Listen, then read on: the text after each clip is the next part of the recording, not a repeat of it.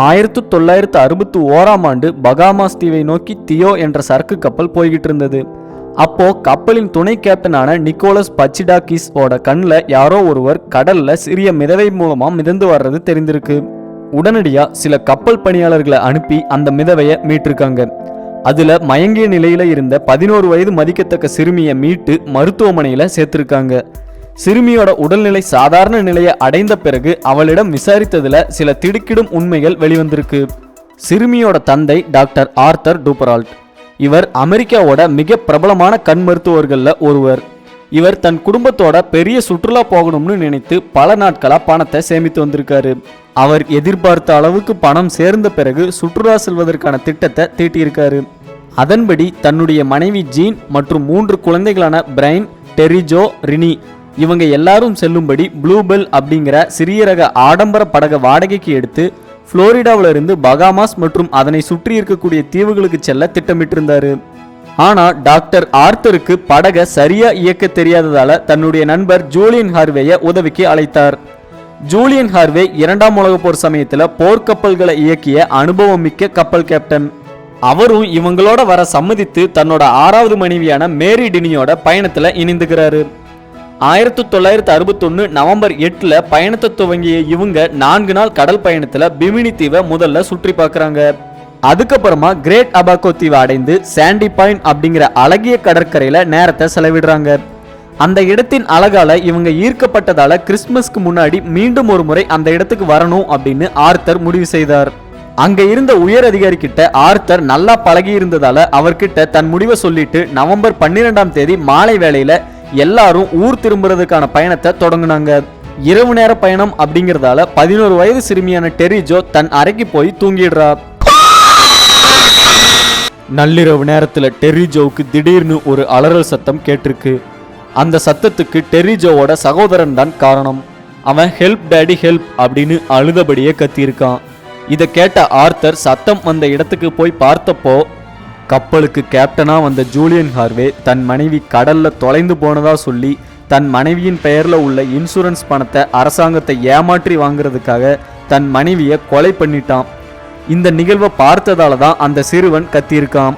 அந்த கொலையை பார்த்ததால டாக்டர் ஆர்த்தரையும் அவரோட மனைவியையும் மற்ற 2 குழந்தைகளையும் கொலைகாரன் கொலை செய்திடுறான். டெரிஜோ தூங்கிக்கிட்டு இருந்ததால கொலை நடந்த இடத்துக்கு வர கொஞ்ச நேரம் ஆகுது. கொலைகாரனும் பதற்றத்துல டெரிஜோவை மறந்துட்டான். அந்த படகை மூழ்கடித்துட்டு எல்லாரும் கடல்ல மூழ்கிட்டாங்க அப்படின்னு மற்றவங்களை நம்ப வைத்திடலான்னு கருதிய கொலைகாரன் படகை மூழ்கும்படி செய்துட்டு தான் மட்டும் தப்பிக்கிறதுக்காக படகுல இருந்த லைஃப் போட்டை தயார் செய்தான். அந்த சமயத்துல டெரிஜோ அங்க வந்ததால சிறுமியை பார்த்த கொலைகாரன் சிறுமியை கொலை செய்ய எண்ணி கத்தியை எடுக்க வேற ஒரு அறைக்குள்ள போயிட்டான். நிலைமையை உணர்ந்த டெரிஜோ கொலைகாரன் தயார் செய்து வைத்திருந்த லைஃப் போட் மூலமா தப்பிவிட்டாள்.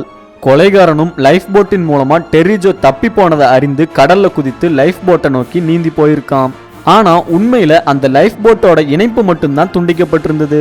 டெரிஜோ அதுல ஏறாம மூழ்கிக்கிட்டு இருந்த கப்பல்ல தான் மறைந்திருந்தா. கொஞ்ச நேரத்துக்கு பிறகு கப்பல்ல இருந்த பழைய மரத்தால ஆன மிதவைய கடல்ல போட்டு சிறுமி தப்பிவிட்டாள். சுமார் 86 மணி நேரம் தனியா கடல்ல மிதந்த நிலையில சோர்வு, பசி, வெயிலின் தாக்கம் போன்றவற்றால பாதிக்கப்பட்டு மயங்கிய நிலையில இருந்த சிறுமியை தான் தியோ கப்பலோட துணை கேப்டன் மீட்டிருக்காரு. மறுபக்கம் லைஃப் போட்டை பின்தொடர்ந்து போன கொலைகாரனுக்கு அந்த லைஃப் போட்ல தான் ஏற்கனவே கொலை செய்த டெரிஜோவின் சகோதரனோட இறந்த உடல் தான் கிடைத்தது. கரையை அடைந்த கொலையாளி ஜூலியன் ஹார்வே கடற்படை காவலர்கள் கிட்ட எப்படியும் டெரிஜோ இறந்திருப்பான்னு கருதி தானும் தன் நண்பனோட குடும்பமும் படகுல வந்ததாவும் படகு எரிந்து மூழ்கிட்டதாவும் தான் மட்டும் எப்படியோ தப்பி வந்ததாவும் சொல்லியிருக்கான். அடுத்த சில நாட்கள்ல சிறுமி மீட்கப்பட்ட செய்தி நாடு முழுக்க பரவுனதால கொலைகாரன் பயத்துல தற்கொலை செய்துகிட்டான். 7 நாட்களுக்கு பிறகு கண்விழித்த சிறுமி போலீசார்கிட்ட நடந்த உண்மைகளை சொல்லியிருக்கா. அதை வைத்து போலீசார் விசாரித்ததுல கொலைகாரன் ஏற்கனவே தற்கொலை செய்து கொண்டதும் இதுக்கு முன்னாடியே தன் 5 மனைவிகளையும் இன்சூரன்ஸ் பணத்துக்காக திட்டமிட்டு விபத்து ஏற்படுத்தி கொலை செய்ததும் தெரிய வந்திருக்கு. இந்த சம்பவங்கள் வெளியில தெரிஞ்சா வேறு சிலரும் இன்சூரன்ஸ் பணத்துக்காக இதே மாதிரி செய்ய வாய்ப்பு இருக்குன்னு கருதின காவல்துறையினர் இந்த நிகழ்வுகளை ரகசியமா வச்சுக்கிட்டாங்க. டெரிஜோவும் இதை பற்றி வெகு நாட்களா யார்கிட்டையும் சொல்லாம தன்னுடைய உறவினர் வீட்டுல வளர்ந்து வந்தார். இந்த சம்பவம் நடந்து சுமார் 20 வருடங்களுக்கு அப்புறமா நடந்த சம்பவத்தை பற்றின உண்மைகளை தன்னுடைய நண்பர்கள் கிட்டையும் உறவினர்கள் கிட்டையும் கூறியதோடு alone orphaned on the ocean எனும் பெயர்ல தன்னுடைய வாழ்க்கையில நடந்த சம்பவங்களை புத்தகமா வெளியிட்டுள்ளார். சுமார் 50 வருடங்கள் கடந்த நிலையில இன்றும் தன் சகோதரனோட அலறல் சத்தம் நினைவுல இருப்பதா பத்திரிகையாளர்கள் கிட்ட டெர்ரி ஜோ சொல்லியிருக்காங்க. இந்த வீடியோ உங்களுக்கு பிடிச்சிருந்தா லைக் பண்ணுங்க, ஷேர் பண்ணுங்க, உங்க கருத்துக்களை கமெண்ட் பண்ணுங்க. மறக்காம சப்ஸ்கிரைப் பண்ணாதவங்க சப்ஸ்கிரைப் பண்ணுங்க. நன்றி, வணக்கம்.